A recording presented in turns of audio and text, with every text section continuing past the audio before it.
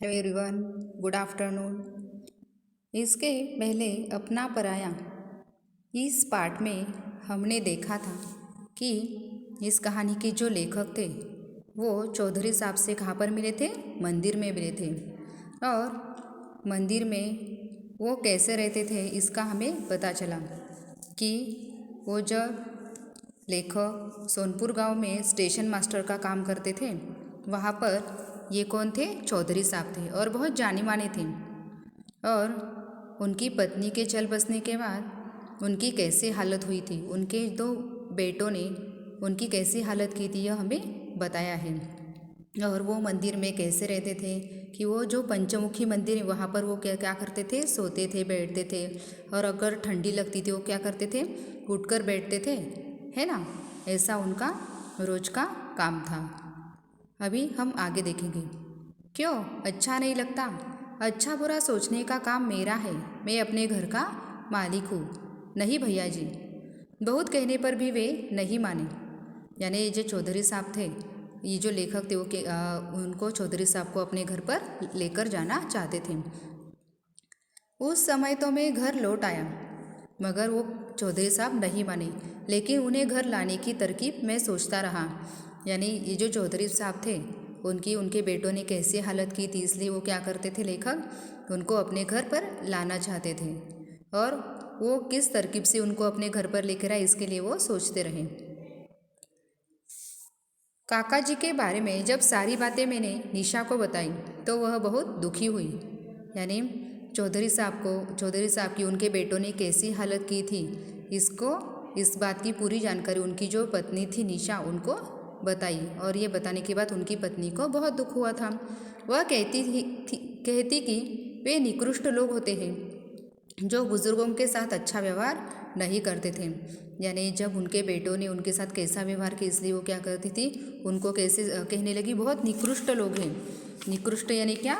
बहुत ही उनके साथ बहुत ही बुरा व्यवहार। निकृष्ट यानी बुरे लोग। जो ऐसे बुरे लोग होते वो क्या करते हैं? बुज़ुर्गों के साथ अच्छा व्यवहार नहीं करते, इस तरह सताते हैं। ज़रा भी शर्म हया नहीं बची है। यानी उनके बेटों की तरफ वो क्या बोल रही थी कि वो उनको उनके बेटे होने के कारण भी उनको थोड़ी सी भी शर्म हया नहीं है। ऐसे लोगों को चुल्लू भर पानी में डूब मरना चाहिए, है ना। और ये लोग यह भूल जाते हैं कि उनकी संतान भी उनके साथ वैसा ही व्यवहार कर सकती है। यानी उनकी पत्नी को बहुत बुरा लगता है तो वो क्या करती है? बहुत भली बुरी सुनाती है। और क्या कहती है कि उनके जो बेटे अपने माता पिता के साथ ऐसा व्यवहार करते, उनके भी संतान क्या करती? उनके साथ वैसा ही व्यवहार कर सकती। इस बारे में वे लोग सोचते नहीं हैं। बुज़ुर्ग तो पूजनीय होते हैं। यानी जो बूढ़े लोग होते हैं, अपने घर के बुज़ुर्ग लोग क्या होते? वो पूजनीय होते, उनकी पूजा करनी चाहिए। उनकी दुआ से घर में सुख, चैन, समृद्धि आती है। उनकी जो दुआ है वो क्या करती है? अपने घर को लगती है। और उनकी ही दुआ की वजह से हमारे घर में सुख, चैन और समृद्धि आती है। ये परिवार के सिर पर शीतलता, सघन छाया देते हैं। यानी क्या करते हैं? अपने परिवार के लिए क्या करते हैं? बहुत सारी शीतल छाया के लिए कामना करते हैं। निशा के मुँह से इस शीतल छाया की बात सुनकर मेरे मन में पीड़ाकृत वेदना के बवंडर उठने लगे, है ना। यानी जब निशा ने यह सुना तो उसको क्या लगा? बहुत बुरा लग रहा था और बहुत दुख हो रहा था। आह, यह शीतल छाया मेरे सिर से तो कभी की उठ गई थी। यानी बाबूजी ने कितना कुछ किया था मेरे लिए। तिल तिल जलकर जब सुख के दिन आए तो वे हमसे दूर चले गए। यानी हमारे जो बाबूजी थे वो क्या हो गए? उनका जो छत्र था वो हमारे ऊपर से कब का चला गया। और जब वो थे उन्होंने क्या किया? हमारे लिए बहुत कुछ किया है। और जब हमारे सुख के दिन आए तो वो क्या हो गए? हमसे दूर चले गए। काश आज वो जीवित होते। इसलिए उनको अपने बाबूजी के लिए बहुत बुरा लग रहा था। आखिर निशा की राय से एक तरकीब सूझी गई। यानी उस चौधरी बाबू को घर कैसे ले, इसके लिए निशा ने एक तरकीब सूझी और मैं उन्हें लेने मंदिर पहुंच गया। वे दोनों रजाई ओढ़े मंदिर के दालान में उकड़ू बैठे थे। यानी वो क्या कर रहे थे? वहाँ पर ठंडी के लिए कुड़कुड़ाहट से क्या कर रहे थे? उसी जो दालान था, यानी मंदिर का सामने का जो परिसर था उसमें क्या करें? वो चादर रजाई ओढ़े क्या कर रहे थे, उसी मंदिर में बैठे थे। ठंड के मारे उनके दांत बज रहे थे, यानी उस वक्त इतनी ठंडी थी कि इस ठंडी की वजह से उनके दांत बज रहे थे और शरीर काँप रहा था। किसकी वजह से? ठंडी की वजह से। लेकिन मुझे देखते ही उनकी झुर्रियों भरी कष्टयुक्त चेहरे पर प्रसन्नता की लुनाई फूट पड़ी। यानी जब उन्होंने उस चौधरी साहब ने लेखक को देखा तो उनको क्या हो गई, बहुत ही प्रसन्नता हुई, बहुत खुशी हुई। सुबह ही सुबह कहा, उन्होंने पूछा तो उन्होंने लेखक से कहा कि यहाँ सुबह सुबह बस आप तक ही आया था। मैंने कहा, फिर लेखक ने कहा कि बस आप तक ही, आपके पास ही आया था, और झटपट उनके झोले से उनका स्टील का गिलास निकाला। यह कहकर उन्होंने क्या, अपना जो झोला था उन्होंने क्या, उससे एक स्टील का गिलास निकाला और थर्मस में उनके लिए लाई चाय को उन्होंने उड़ेल दिया, है ना।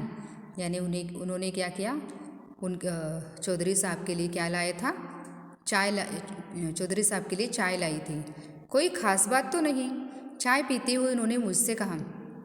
ख़ास बात तो नहीं, मुझे 1.5 माह की ट्रेनिंग पर जाना है, घर पर निशा अकेली रहेगी। यानी उन्होंने उनको घर ले जाने के लिए क्या तरकीब निकाली कि उन्होंने क्या कहा कि मुझे कुछ दिनों के लिए कहाँ पर जाना है, 1.5 महीने के लिए ट्रेनिंग पर जाना है। तो उनकी जो पत्नी है निशा, वो क्या है, घर पर अकेली रहेगी। फिर आपके पास आया था, यदि आप वहाँ रहते तो मेरा ट्रेनिंग का समय 1.5 माह आराम से निकल जाता। यानी जब मैं ट्रेनिंग के लिए निकल जाऊँ तो आप मुझे मदद करेंगे, ऐसी सोच के लिए मैं आपके पास आया था। अच्छा, वह कुछ असमंजस की सी स्थिति में सोच विचार करने लगे। फिर बोले, चलो तो सही, ट्रेनिंग से आते ही मुझे यहाँ पहुँचा दे दें। यानी उनको घर पर ले जाने के लिए उन्होंने क्या तरकीब सोची कि उन्होंने क्या कहा कि मैं 1.5 महीने के लिए ट्रेनिंग के लिए जा रहा हूँ और मेरी पत्नी घर पर अकेली है, तो आप उसका साथ देने के लिए घर पर रह सकते हैं क्या। तो फिर मेरे लेखक की जो ट्रेनिंग है वो अच्छे से निकल सकती है। तो ये जो चौधरी साहब ने उन्होंने हाँ कर दिया और क्या कहा कि ट्रेनिंग से वापस आते ही क्या करो, मुझे यहाँ पर छोड़ दो, आप निश्चिंत रहे, ट्रेनिंग से आते ही मैं आपको यही पहुँचा दूँगा। स्कूटर की आवाज़ सुनकर निशा फुर्ती से बाहर निकली। यानी उसने जो तरकीब निकाली थी वो काम आ गई। स्कूटर से झटपट उसने काका जी का सामान उतारा।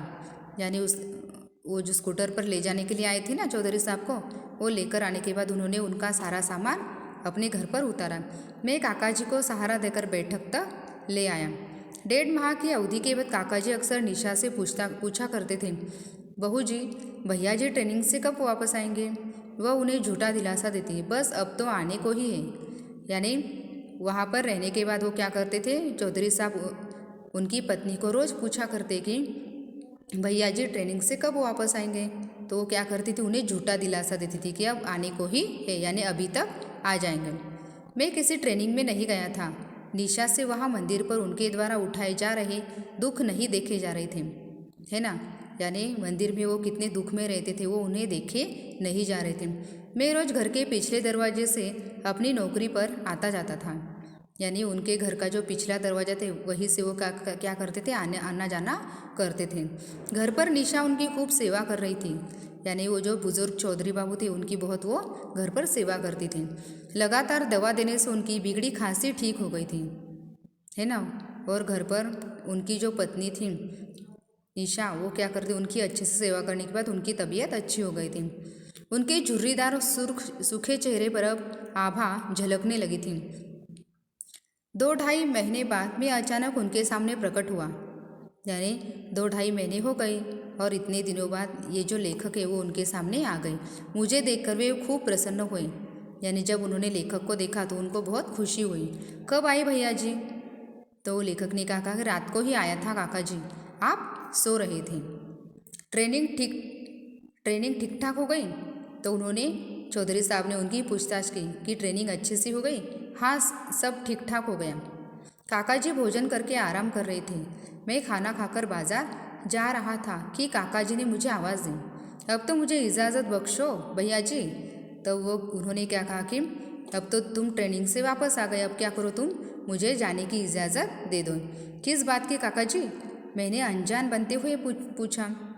जैसे कुछ पता ही नहीं ऐसा क्या किया, लेखक ने काका जी से पूछा। वहाँ पंचमुखी जाने के लिए, यानी जहाँ पर वो पहले रहते थे। यहाँ आपको कोई तकलीफ़ है क्या? यहाँ मेरे लिए तकलीफ़ क्या, उल्टे मेरे लिए स्वर्ग जैसा सुख है, पर मैं तुम पर बोझ नहीं बनना चाहता। फिर उन्होंने उस चौधरी साहब ने क्या कहा कि मुझे यहाँ कोई दुख नहीं, मगर मैं किसी पर बोझ नहीं बनना चाहता। मैं चौकन ना हो उनको किसी प्रकार अपने घर पर रोकने की तरकीब सोचने लगा। और फिर वो क्या करने लगे, उनको घर पर कैसे रुकाया जाए इसके लिए कुछ सोचने लगे। एक बात पूछूं काका जी? हाँ, क्यों नहीं। यदि आपके साथ ऐसा हादसा घटित नहीं होता तो आप अपना घर छोड़ते? तो उन्होंने चौधरी साहब से क्या प्रश्न पूछा कि यदि आपके बच्चों ने आपके साथ ऐसा नहीं किया होता तो आप अपना घर छोड़ते क्या? फिर क्यों छोड़ने की नौबत आती? ऐसा काका जी ने कहा।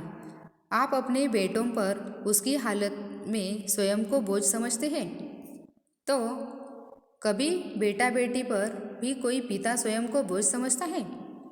तो लेखक ने उनसे कहा, इसका मतलब आप हमें पराया समझते हैं, है ना? तो उन्होंने कहा कि आप सचमुच हमें क्या करते, पराया समझते हैं। हम पराये हैं तभी तो आप स्वयं को हम पर बोझ मानते हैं। यानी आप हमें क्या मानते हैं कि पराया समझते, इसलिए स्वयं को क्या करते, हम पर बोझ मान रहे हैं। वो निरुत्तर हो गए क्योंकि उनके पास कोई भी उत्तर नहीं रहा। फिर बोले, ठीक, जैसी आपकी मर्जी। उनकी आंखों में एकाएक पानी का सैलाब उमड़ आया, यानी उनको उनकी आंखों से बहुत पानी बहने लगा। माफ़ी चाहो बेटा, तुम लोगों की भावनाओं का मैं बहुत दिनों से अनादर कर तुम लोगों का मन दुखाता रहा हूँ। तो उन्होंने क्या कहा था, देखो, अब मैं कहीं नहीं जाऊँगा, क्योंकि उनकी बातों से उनके मन पर बहुत असर हुआ था। इसलिए उन्होंने क्या कहा कि तुमने मेरे लिए जो भावनाएं थी तुम्हारे लिए, उनका मैं क्या करता रहा, अनादर करता रहा और तुम्हारा मन दुखाता रहा। अब मैं क्या करूँगा, कहीं पर नहीं जाऊँगा। तुम भगाओगे तो भी कभी नहीं जाऊँगा। मेरे असली बेटे बहू तो तुम दोनों ही हो। जुग जुग जियो। उनके हाथ आशीर्वाद में उठे।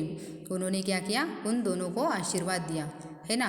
कंठ अवरुद्ध हो गया, है ना, और उनको क्या होने लगा, बहुत अच्छा लगने लगा।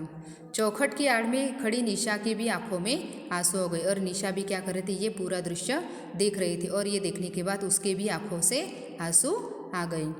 देखिए, अपना पराये, जो पराये होकर भी उन्होंने उस काका जी का कितने अच्छे से ख्याल किया था, है ना। और जो अपने थे उन्होंने क्या किया, अपने जो बुजुर्ग पिता है उनको घर से बाहर कर दिया। देखो, अपना पराया कोई नहीं होता, सिर्फ क्या होता है, अच्छे से व्यवहार करना। यही क्या है, अच्छा व्यवहार करने से सब क्या हो जाते हैं, अपने हो जाते हैं। ये पार्ट अच्छे से समझ लीजिए और अर्थ जानिए, अपनी नोटबुक में लिख लीजिए। Thank you very much.